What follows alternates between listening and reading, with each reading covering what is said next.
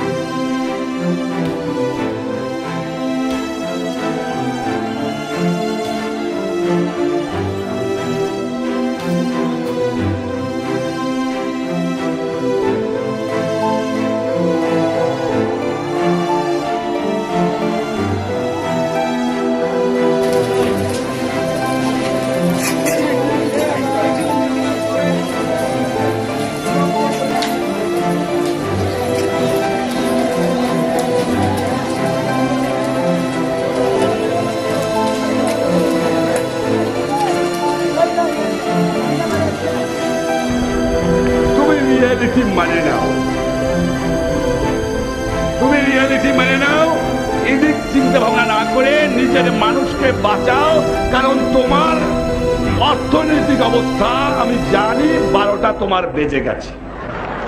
বৈদেশিক মুদ্রা অর্জন করার অবস্থাও তোমার নাই। সৈন্যবাহিনীতে শতকরা 70 টাকা খরচ করো, আনপ্রোডাক্টিভ এক্সপেন্ডিচার। ওই নিজের কথা ভাবো, পরের জন্য আর চিন্তা করে তোমার লাভ নাই।